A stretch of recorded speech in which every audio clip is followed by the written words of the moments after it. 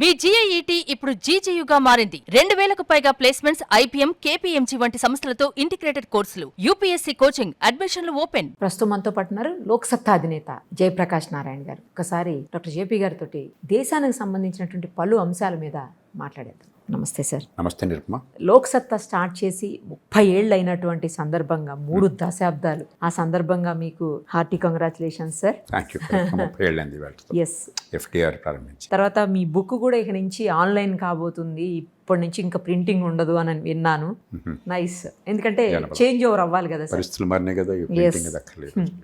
Nice sir. ఇప్పుడు మనకి 3 చోట్ల బీహార్, మధ్యప్రదేశ్, గుజరాత్లో 3 చోట్ల కూడా ఒక్కొక్క స్థానానికి ఎలక్షన్స్ అయినాయి, బైపోల్స్ అయినాయి. సరే, మధ్యప్రదేశ్ అంటే ఫస్ట్ నుంచి కాంగ్రెసే కాబట్టి ముందు అదే ఉంది, వదిలేద్దాం. ఇక గుజరాత్ ఒక్క చోట గెలిచారు. పోతే బీహార్ బంకీపూర్లో కొత్తగా వచ్చినటువంటి జనసురాజ్ పార్టీకి సంబంధించినటువంటి PK ప్రశాంత్ కిషోర్ గారు గెలవటం, అన్ని చోట్ల కూడా 20% అబోవ్ సీట్లని కోల్పోవటం, అంటే పర్సంటేజ్ కోల్పోవటం. మొత్తంగా చూస్తే బీజేపీకి ఏ రకమైనటువంటి పరిస్థితులు రాబోతున్నాయి అనే దానికి ఇది సంకేతమా, లేకపోతే RJD ఓట్లు మొత్తం అటు పడటం వల్లనే జనసురాజ్ పార్టీ గెలిచింది అని అనుకోవాలా, లేదా ప్రశాంత్ కిషోర్ గారు గత 2 ఏళ్లుగా ఆయన అక్కడ మొత్తం పాదయాత్ర చేసుకుంటూ పరిస్థితులను అవగాహన చేసుకుంటూ నేను ఒక కొత్త శకాన్ని ప్రారంభిస్తాను, కొత్త రాజకీయాలకి పునరంకితం అవుతాను అని చెప్పేసి ఆయన చెప్పినటువంటి మాటలు బీహారీలు నమ్మారా, లేకపోతే ఆ ప్లేస్లో వాళ్ళు రీసెంట్గా జరిగినటువంటి నీట్ ఇష్యూ కావచ్చు, లేదు అంటే అయోధ్య ఇష్యూస్ కావచ్చు, ఇలాంటివన్నీ ఏమన్నా ప్రభావం చూపించినాయి అని అనుకోవచ్చా? All of the above. మీరు తమిళనాడులో TVK పార్టీ, ఇక్కడ ఈ నియోజకవర్గంలో ఉప ఎన్నిక అయినప్పటికీ కూడా ప్రశాంత్ కిషోర్ ఘనంగా గెలవటం, ఈ రెంటిని ఒకే మోస్తరు చూడాలి. ఉత్తరాది, ఇంకోటి దక్షిణాది. దాంతోపాటు సమాజంలో ఏం జరుగుతోంది, CJP అన్నది ఒక రకంగా దేశ ఆర్థిక వ్యవస్థలో కొన్ని బలాలు ఉన్నాయి, బలహీనతలు ఉన్నాయి. ఆ బలహీనతలను ఎత్తి చూపేటువంటి ఒక గట్టి ఆవేదనని బయటపెట్టేటువంటి ఒక గట్టి ఏర్పాటు. రాజకీయంగా దాని ప్రభావం ఎంత ఉంటుందో మనం చెప్పలేం. అట్లాగే ప్రశాంత్ కిషోర్ ఒక నియోజకవర్గంలో నెగ్గిన కారణంగా అది అధికారంలో ఉన్న పార్టీకి ఇబ్బంది అవుతుందా కదా మనం చెప్పలేం, మనకు అవసరం కూడా లేదు. అది కాదు మనం ప్రధానంగా ఆలోచించాల్సింది. ఎవరు నెగ్గితే మనకేం కావాలి? ఖచ్చితంగా 2 ప్రభావాలు దేశంలో పనిచేస్తాయి. ఒకటి, ఓ పక్కన వేగంగా ఆర్థిక వ్యవస్థ పెరుగుతున్నమాట వాస్తవం. 20 ఏళ్ళలో 30 ఏళ్లలో గత 10-12 ఏళ్లలో మౌలిక సదుపాయాల కల్పన కానీ, ఆర్థిక అభివృద్ధి కానీ, పెట్టుబడులు కానీ అసలు రాలేదంటే పొరపాటు అవుతుంది. అలాగే ఇరాన్ నుంచి వచ్చిన సంక్షోభాన్ని సమర్థంగా ఎదుర్కోవటం కానీ, ఆర్థిక క్రమశిక్షణ పాటించడం కానీ, బ్యాంకులను ఆరోగ్యంగా నిలబెట్టడం కానీ, చాలా ఖాయిలపడ్డ బ్యాంకుల్ని, ఇవన్నీ గణనీయమైన విజయాలు. కానీ అభివృద్ధి నమూనాలో ఒక మౌలికమైన లోపం ఏమిటంటే ఆర్థిక ప్రగతి ప్రతి ఒక్కరిని కొంతమేరకు తాకుతుంది. UPI ప్రభావం లేని వాళ్ళ దేశంలో దాదాపు నాలంటి వాళ్ళు తప్ప. నేను UPI ద్వారా గూగుల్ పే నాకు శాతం కూడా కాదు, కానీ 100కి 95 మందికి తెలిసిపోయింది, అర్థమైపోయింది. మరి నెలకి దాదాపు 200 కోట్ల ట్రాన్సాక్షన్లు UPI ద్వారా జరుగుతున్నాయి. ఆ మేరకు తాకుతోంది ప్రజల్ని. కానీ నేను కష్టపడితే వచ్చే 5-10 ఏళ్ల పాటు నా జీవితం బాగుంటుంది, నేను పేదరికం నుంచి మధ్యతరగతికి వస్తాను, ఒక భద్రమైన జీవితం ఉంటుంది, రెక్కాడితే డొక్కాడటం కాకుండా రేపు అవుతున్న భయం లేకుండా ఉంటుందన్న విశ్వాసం ఈ దేశంలో ఇంకా చాలా మందికి కలగటం లేదు. అంటే ఈ ఆర్థిక ప్రగతి ఉన్నా కూడా అది ఇంక్లూజివ్ కాదు. అన్ని వర్గాలకి కూడా విశ్వాసాన్ని కలిగించి అన్ని వర్గాలని సంపద సృష్టిలో గట్టిగా భాగస్వాములుగా చేసే ప్రయత్నం జరగలాగి ఈ దేశంలో. అది ఒక్కరోజు విషయం కాదు, ఒక పార్టీ విషయం కాదు. 60-70 ఏళ్ళుగా మన ఆర్థిక వ్యవస్థలో మౌలికమైన లోపం. ఎందుకని? ఓ పక్కన మంచి ప్రమాణాల విద్య లేకపోవడం చేత, నైపుణ్యం లేకపోవడం చేత తెలివితేటలున్నా ఎదిగే అవకాశాలు లేకుండా పోతున్నారు బీదల పిల్లలు. మరో పక్కన మహానగరాల చుట్టూ హై టెక్నాలజీ, పెద్ద పెట్టుబడుల చుట్టూ తిరుగుతున్న ఆర్థిక ప్రగతి చిన్న ఉద్యోగాలని పెద్ద ఎత్తున సృష్టించలేకపోతుంది, లేబర్ ఇంటెన్సివ్ ఉద్యోగాలు. మరి ఇప్పటికీ లైసెన్స్ రాజ్యం అవశేషాలను కొనసాగించాం. భూమి విషయంలో కావచ్చు, లేకపోతే కార్మిక చట్టాల విషయంలో కావచ్చు, ఎన్నో నియంత్రణల విషయంలో కావచ్చు, వ్యవసాయంలో కావచ్చు, ఇంకా కొనసాగిస్తున్నాం. దీని పర్యవసానంగా అనుకున్న స్థాయిలో ఉపాధి కల్పన జరగటం లేదు. మరి అందరికీ డిగ్రీ కాగితాలు చేతపుచ్చుకుని నైపుణ్యం ఉన్నా లేకపోయినా ఆశలు ఉంటాయి, ఆకాంక్షలు ఉంటాయి. నైపుణ్యం లేకపోవడం పిల్లలు తప్పు కాదు, వాళ్ళు ఏ పాపం ఎరగరు. ఉద్యోగం కావాలని కోరుకుంటుంది, కానీ ఉద్యోగాలు సృష్టించడం సాధ్యం కాదు, దేవుడు వచ్చినా కూడా సాధ్యం కాదు, ఆర్థిక వ్యవస్థలో మౌలికమైన మార్పులు తీసుకొస్తే తప్ప. కాబట్టి లోపల ఒక క్యాన్సర్ ఉంది. ఈ ఉద్యమాలు, ఈ ఆవేదనలు బయట ఒక పుండు కనిపిస్తోంది. మనం క్యాన్సర్ని అర్థం చేసుకోకుండా పుండును చూసి దానికి మలం పోద్దామా, దానికి ఏదో బ్యాండేడ్ వేద్దాం అనుకుంటే పరిష్కారం దొరకదు. కాబట్టి ఒక మౌలికమైనటువంటి సమస్య, ఒక సామాజిక, ఆర్థిక, రాజకీయ సమస్య దేశంలో చాలా కాలంగా ఉంది. నాలాంటి వాళ్ళని చాలా కాలం నుంచి చెప్తున్నాం. ఇప్పుడు ఒక్కసారి ఒక రూపంలో పెళ్ళుపుగా బయటపడి ఇప్పటికి కూడా మనం బయట పుండు గుర్తిస్తున్నాగా లోపల క్యాన్సర్ని గుర్తించట్ల. ఇది రాజకీయ వ్యవస్థ పట్టించుకోవాలి. ఇక రెండోది, దాంతోపాటు ఈ రాజకీయం ఉన్న రాజకీయాన్ని ఇప్పటిదాకా సహించాం. లోక్సత్తా ఇప్పుడు 30 ఏళ్ల క్రితం శ్రీకారం చుట్టింది దీనికోసం, వ్యతిరేకంగా ప్రజల్లో చైతన్యం రావడం కోసం, కొన్ని మార్పుల కోసం. ఓ పార్టీగా కూడా ఏర్పడ్డాం, కొంత ప్రయత్నం చేశాం, కానీ సమయం సందర్భం ఇంకా అనుకూలించాలి. కానీ ఇప్పుడు విజయంగాని ప్రశాంత్ కిషోర్ అనూహ్యంగా ఇక్కడ మరి హేమాహేమీల్ని ఓడించే విజయం పొందడం కానీ ఏంటంటే బహుశా దేశంలో 3వ తరం రాజకీయానికి పునాది ఏర్పడుతుంది. మొదటి తరం ఏమో కాంగ్రెస్ గుత్తాధిపత్యం, రకరకాల చోట్ల రకరకాల పార్టీలు ప్రయత్నాలు చేసినా కానీ కాంగ్రెసే దేశం అంతా కూడా సహకరించింది. 2వ తరం క్రమక్రమంగా ఇతర పార్టీలు పుంజుకొని ప్రతి రాష్ట్రంలో కూడా ఖచ్చితంగా బలమైన పోటీ. ఇవాళ దేశం మొత్తంలో బలమైన పోటీ ఉంది, దానిలో అనుమానం లేదు. 2 పార్టీలు, కొన్ని రాష్ట్రాలు 3 పార్టీలు. కానీ పెద్ద రాజకీయ తీరులో అంతగా అనుకున్నంత మార్పులు లేవు. ఈ డబ్బుల పంపిణీ, ఈ కులాల వ్యవహారము, తాత్కాలికమైనటువంటి సంక్షేమాన్ని ప్రలోభాలు చూపెట్టము ఇప్పుడు బహుశా 3వ దశ రాజకీయానికి ఒక పునాది పడుతుంది. తొలి మొలకలి ఇంత మాత్రం చేత మనం ఏదో అద్భుతాలు జరుగుతుంది అనుకోకూడదు. ఒక 15-20 ఏళ్ళు పడుతుంది ఇది పరిణామం. ఎందుకంటే ఈ పెద్ద దేశం ఇండియా అని మనం ఎప్పుడు ఆలోచించినప్పుడు 25-30 దేశాల కలయికగా అనుకోవాలి మానసికంగా. ఒక్కో రాష్ట్రానికి ఒక్కొక్క సంస్కృతి, ఒక్కొక్క చరిత్ర, ఒక ఆర్థిక వ్యవస్థ, అక్కడ పరిస్థితులు ఉన్నాయి. కాబట్టి తమిళనాడులో జరగగానే దేశం అంతా మారిపోతుంది రేపోతే, ఇవన్నీ కూడా భ్రమలు. కాబట్టి దీనివల్ల ప్రశాంత్ కిషోర్కి రాజకీయంగా పెద్ద ప్రభావం ఆయన వ్యక్తిగతంగా ఉండకపోవచ్చు, ఆయన పార్టీకి ఉండకపోవచ్చు. CJPకి రాజకీయ ప్రభావం ఉండకపోవచ్చు, అంటే ఎన్నికల్లో పోటీ చేసి పోటీ పట్టి అది కాదు. కానీ దేశ భవిష్యత్తుని, రాజకీయాన్ని కానీ, సమాజాన్ని కానీ, ఆర్థిక వ్యవస్థని కానీ గణనీయంగా ఈ పరిస్థితులు మారుస్తాయి. ఆ రకంగా చూడాలంటే ఇది బీజేపీ గెలుస్తుందా ఓడుతుందా అన్నది కాదు విషయం. ఇక బీజేపీ నెగ్గుతుందా నగ్గదా అన్నది నేను ఇందాక చెప్పినట్టుగా మనకు అనవసరం, వాళ్ళకి కావాలి. కానీ ఏ పార్టీ అయినా సరే ఓ రాష్ట్రంలో కానీ దేశంలో కానీ ప్రజల మద్దతు మళ్ళీ పొందుతుందా లేదా అని చెప్పన్నది 2 విషయాల మీద ఆధారపడుతుంది. ఒకటి, ఆ పార్టీ సమాజంలో ఉన్న అంతర్గతంగా ఉన్న పరిస్థితుల్ని బాగా అర్థం చేసుకుని దానికి ఒక బలమైన వ్యూహాన్ని, కేవలం ఎన్నికల్లో గెలిచే వ్యూహం కాదు, సమాజాన్ని ఈ పరిస్థితుల నుంచి బయటపెట్టి పరిష్కారాలు సాధించే వ్యూహాన్ని ఆలోచించి ప్రజల ముందు పెడుతున్నారా. 2, ఎన్నికలు అధికార పార్టీలు, అధికారంలో ఉన్న పార్టీ ఒక్కరే కదా పోటీ చేసేది. ప్రతిపక్షాలు ఒకవేళ అధికార పార్టీలో, ఒక రాష్ట్రంలో కానీ దేశంలో కానీ అధికార పార్టీలో ఆ లోతు కొరవడితే ప్రతిపక్షాలు ప్రత్యామ్నాయాన్ని చాలా లోతుగా ఆలోచించి ఒక బలమైనటువంటి ఎజెండాని, ఒక బలమైన ఆర్థిక, రాజకీయ, సామాజిక వ్యూహాన్ని దేశం కోసం అని చెప్పని ముందు పెడుతున్నారు. ఈ రెంటిని బట్టి ఆధారపడుతుంది. ఒకవేళ బీజేపీ ప్రభావం తగ్గినా కూడా ప్రతిపక్షాలు పాడిందే పాటరా పాచిపాళ్ళ దాసరాగా రాజకీయం కొనసాగినాయి అనుకోండి, ఏం మార్పు వస్తుంది. ఉదాహరణకి బీహార్లో బీజేపీ మీద వ్యతిరేకత వల్ల ఓటు అన్నట్లయితే మరి ఆ ఓటు ప్రధాన ప్రతిపక్షానికి వెళ్ళలేదు.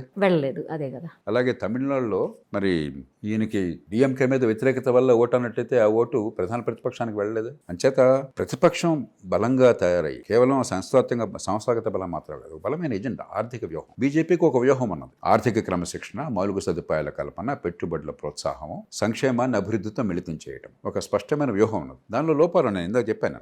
మన ప్రతి బిడ్డకి ఎదిగే అవకాశాలు వచ్చేటువంటి నైపుణ్యం రాకుండా ఇది చాలదు. చిన్న పట్టణాలను పెంచకుండా ఎక్కడికక్కడ మహానగరాలకు పరిమితం అయితే లాభం లేదు. పెద్ద పెట్టుబడులు, హై టెక్నాలజీతో పాటు అవసరం, వద్దని నేను అంటలా. దాంతోపాటు చిన్న టెక్నాలజీ, లేబర్ ఇంటెన్సివ్ ఎంప్లాయ్మెంట్, సంఘటిత రంగంలో రావడం చాలా అవసరము. ఇట్లా మౌలికమైనటువంటి కొన్ని పొరపాట్లు జరుగుతున్నాయి. గత 60-70 ఏళ్ళ నుంచి జరుగుతున్నాయి. వాటిని సవరించట్లా. కానీ ప్రత్యామ్నాయాన్ని మరి ప్రతిపక్షాలు చూపెట్టాలి కదా. ఇదిగో ఈ లోపాలు ఉన్నాయి, ఈ నమూనాలు, ఈ లోపాలను మేము ఈ రకంగా సరిచేస్తాం. ఒక చట్టబద్ధ పాలన లేదు దేశంలో, అందరికీ తెలుసు సంగతి. చట్టబద్ధ పాలన లేదని తిడుతున్నారే కానీ దాన్ని మార్చడం కోసం ఫలానా పనులకు మేము సిద్ధంగా ఉన్నామని స్పష్టంగా ప్రణాళిక పెట్టారా? కావాల్సినవి చెయ్యట్లేదు. మీ స్థానంలో మేము వస్తే మేము తడాకు చూపెడతా ఉంటున్నారు అంతే తప్ప దీని పరిస్థితి ఈ రకంగా మార్చాలి, ఇందుకు మారుస్తున్నాం అంటలేదు నేను. అంటలేదు. అది ప్రత్యామ్నాయం కాదు. కాబట్టి 2 మీద ఆధారపడుతుంది. అధికారంలో ఉన్నవాళ్ళు రాష్ట్రాల్లో కానీ దేశంలో కానీ ఏ రకంగా దేశ సామాజిక పరిస్థితిని, ఆర్థిక పరిస్థితిని అంచనా వేసి దానికి పరిష్కారాలను చూపెడతారు. ప్రతిపక్షాలు కొరతలను అర్థం చేసుకుని దానికి ప్రత్యామ్నాయ ఎజెండా ప్రజల ముందు పెడతారు. ఈ 2ని బట్టి ఎన్నికల్లో జయాపజయాలు ఉంటాయి. అది మనకు ముఖ్యం కాదు. మనకు ముఖ్యం ఏంటంటే ప్రత్యామ్నాయ విధానాలు, లోపాలను సవరించే ఏర్పాట్లు జరుగుతున్నా లేదా అన్నది మనకు ముఖ్యం. అంటే సార్, బంకీపూర్ లాంటి ప్లేసు కంచుకోట బీజేపీకి 35 ఏళ్ల నుంచి అక్కడ గెలుస్తున్నటువంటి పరిస్థితి. నిరుపమ ఏది ఎవరికి కంచుకోట కాదు. ప్రజాస్వామ్యంలో ప్రజలు బానిసలు కాదు. ప్రజలు మనం గుర్తుకు తీసుకోవాలి వాళ్ళని. ఇదే ఒక ప్రజాస్వామ్యంలో గొప్పతనం. ప్రజాస్వామ్యంలో అద్భుతం ఏంటంటే ఇవాళ ఉన్న పరిస్థితుల్లో ఓటు ఎస్కే వేయచ్చు, రేపొద్దున మీరు వస్తే మీకు వేయచ్చు. అలా కాకుండా ఓటు గ్యారంటీగా ఫలానా వాళ్ళకే పడుతుంది, ఫలానా కులం వాళ్ళు ఫలానా వాళ్ళకే వేస్తారు, లేకపోతే ఫలానా జనం ఫలానా పార్టీకి వేస్తారంటే ప్రజాస్వామ్యం స్తంభించిపోతుంది. ఇది ఉండడం మన అదృష్టం. ఈ మధ్యకాలంలో కొందరు రాజకీయంగా పోరాటం చేయడం మానేసి ఎన్నికల్లో ఓడిపోతే ఎలక్ట్రానిక్ ఓటింగ్ మిషన్ ఓడిపోయాం, రిగ్గింగ్ ఓడిపోయాం అని చెప్పని. ప్రశాంత్ కిషోర్ ఏ రిగ్గింగ్ వల్ల నెగ్గాడు? ఈవీఎంలో ప్రశాంత్ కిషోర్ ఏ రిగ్గింగ్ వల్ల నెగ్గారు? విజయ్ తమిళనాడులో ఏ రిగ్గింగ్ వల్ల నెగ్గారు? కరెక్ట్. కాబట్టి ఇవన్నీ ప్రతిపక్షాలు ఈ దేశంలో నిర్మాణాత్మకంగా పరిష్కారాన్ని చూపెట్టి బీజేపీని కిందకి పడేసి అధికారంలోకి వచ్చే బాధ్యత తీసుకుని మార్పు తీసుకునే ప్రయత్నం బదులు తిట్టిపోసి వాళ్ళ మోసం వల్ల ఓడిపోతున్నాం తప్ప మేమే గెలిచామని చెప్పని ప్రజల్లో అబద్ధాలు నాటితే ప్రచారం సరిపోతుంది అనుకున్నారు. అది కాదని కఠోరంగా రుజువు చేస్తుంది. కాబట్టి ఇది భారతీయ జనతా పార్టీకి, దేశంలో అధికారంలో ఉన్న పార్టీలకి ఎంత మేలుకొలుపో ప్రధాన ప్రతిపక్షాలకి అంత మేలుకొలుపు. కానీ జాతీయ అధ్యక్షుడు ఉన్నటువంటి నితిన్ నబీన్ గారి ప్లేస్ కదా సార్ అది, ఆ ప్లేస్ ఓడిపోవటం అంతే. అనేది. అందుకని ఇప్పుడు ప్రజాస్వామ్యంలో ఓడళ్ళు బళ్ళు అవుతాయి, బళ్ళు ఓడలు అవుతాయి. కాబట్టి ఇది ఖచ్చితంగా అధికారంలో ఉన్నటువంటి బీజేపీ మేలుకొలుపుగా భావించాలి. ఏంటంటే వాళ్ళ దృష్టిలో మేము కష్టపడుతున్నాం, ఉన్నంతలో ఆర్థిక క్రమశిక్షణ పాటిస్తున్నాం, ఆల్టర్నేట్ లేదు మాకు, దేశాన్ని దివాలా తీయటం లేదు, మౌలిక సదుపాయాలు దేశ చరిత్రలో ఇప్పుడు లేనంత అద్భుతంగా చేస్తున్నాం, అతి పెద్ద ఎత్తున రికార్డు స్థాయిలో పెట్టుబడులు పెడుతున్నాం, ఇతర దేశాలతో సంబంధాలు మెరుగుపరుచుకుని మన దేశ ప్రజలను కాపాడుతున్నాం, బ్యాంకులను కాయలా పడ్డ బ్యాంకుల్ని బాగు చేసి ఆర్థిక వ్యవస్థను సంస్కరించాం, పెట్టుబడులు పెద్ద ఎత్తున ప్రోత్సహిస్తున్నాం, మాకు ఎదురు లేదు. చివరిగా ఇవన్నీ అయిన తర్వాత మాకు ఎదురు లేదు. అది వారి భావం. ఎదురులేదు అనుకోబోకండి, ప్రజలు ప్రత్యామ్నాయాన్ని సృష్టించుకుంటారు. మీరు చేస్తూనే బాగానే ఉన్నాయి కాబట్టి ఇంతకాలం మీకు ఓట్లు ఇచ్చాం, మీకు మద్దతు ఇచ్చాం దేశంలో. కానీ జాగ్రత్త సుమా, కొన్ని ప్రమాదాలు పొంచి ఉన్నాయి దేశ ఆర్థిక వ్యవస్థలో. ఖచ్చితంగా దాన్ని మీరు పట్టించుకోకపోతే, ఈ దేశంలో ప్రతి బిడ్డకి ఎదిగే అవకాశాలు రాకపోతే, మంచి విద్య, రోజు ఇప్పుడు మాట్లాడిన మన ఎన్నిసార్లు విద్య ఎందుకు మాట్లాడుతున్నాం? ఏ కులంలో ఏ కుటుంబంలో పుట్టినా కూడా, ఏ తల్లి గర్భాన్ని పుట్టినా కూడా ఎదిగే అవకాశాలు ప్రతి బిడ్డకు కావాలి. ప్రజాస్వామ్యంలో మొట్టమొదటి ప్రయత్నం అది కావాలి. అక్కడ మనం విస్మరించాం, 75 ఏళ్ళుగా విస్మరించాం. ఇక్కడ కొత్తగా కాదు. దానికి ప్రజలు ప్రతిఘటన వస్తే నేను చాలా సంతోషపడుతున్నాను. ఆ ప్రతిఘటన అవసరం. యథాస్థితి కొనసాగిస్తే చివరికి మరి కొన్ని కులాలు, కొన్ని కుటుంబాలు వాళ్ళు మాత్రం పెరుగుతారు, మిగతా వాళ్ళందరూ వాళ్ళు పుట్టిన పరిస్థితుల్లో అట్లా ఉంటుంది. ప్రజాస్వామ్యం దాన్ని ఎందుకు సహిస్తుంది? ఎందుకు సహించాలి? వయోజన ఓటు హక్కు అంటే ఏమిటి? అవకాశాలు అందరికీ రాకపోతే పుట్టుక మన చేతుల్లో లేదు. పేదరికం శాపం కాదు, కానీ దీని నుంచి బయటపడలేమన్న నిరాశ ఉండడం శాపం. దీని నుంచి బయటపడాలన్న విశ్వాసాన్ని కలిగించి దానికి తగినట్టుగా అడుగులు వేసి ఆచరణ సాధ్యంగా చూపెట్టేది ప్రభుత్వాలు, పార్టీల బాధ్యత. అక్కడ ఈ దేశంలో రాజకీయ వ్యవస్థ విఫలమైంది ఇప్పటిదాకా. ఇప్పుడు దీని నుంచి పాఠాలు నేర్చుకోవాలి. ఇది కేవలం అధికార క్రీడగా భావించడం కాకుండా ఈ వైఫల్యం నుంచి దేశాన్ని అట్లా బయటపడేయాలి. అంటే సార్ ఇది గుణపాఠం అనుకోవాలా, లేదు అంటే అక్కడ బీజేపీ భ్రమపడుతోందా, బాగా చేస్తున్నాం? ఇది అన్ని పార్టీలకి మేలుకొలుపు. ఇప్పుడు మనకి ఏంటంటే ఖచ్చితంగా ఇవాళ అధికారుల పట్ల మనకు ఒక విషయం మనం మళ్ళీ మర్చిపోతున్నాం. ఈ దేశ భవిష్యత్తు ఢిల్లీలో నిర్ణయం కాబోట్ల, రాష్ట్రాలలో నిర్ణయం అవుతున్నది. మనకి ఇంకా ఎప్పటికి కూడా మన పత్రికలు, ఢిల్లీ హడావిడి, పార్లమెంటు, ఏదో కోలాహలము, దీనివల్ల అంత దేశం అంటే ఢిల్లీ అనుకుంటున్నాం. కాదు, నేను చాలా కాలం నుంచి చెప్తున్నాను. ఎప్పుడో 30 ఏళ్ల క్రితం నన్ను చాలామంది మీరు చెప్పారు, 1996లో ఈ ఏర్పాటు 30 ఏళ్ళకి వచ్చామని చెప్పి, 96-97. మరి ఆనాటి నుంచి నాకు చాలామంది కోరారు, మీరు చేస్తున్న పని అంతా కూడా జాతీయ స్థాయిలో, ఢిల్లీలో మీరు ఉండాలి కానీ ఏంటి హైదరాబాద్ ఏంటి అని చెప్పని నేను ఎప్పుడో చెప్పాను, ఆనాడే చెప్పాను. ప్రజలు ఎక్కడుంటే అదే కేంద్రం, అంతే కదా సార్. ప్రజల చుట్టూ రాజ్యం ఉండాలి తప్ప ఢిల్లీ చుట్టూ రాజ్యం ఉండకూడదు. అప్పటికిప్పటికి నమ్మేది మనకి ఇంకా పోలా, ఈ ఢిల్లీ జాడ్యం పోలా. కాబట్టి ఇది ఢిల్లీ విషయం కాదు, జాతీయ స్థాయి ప్రభుత్వం కాదు.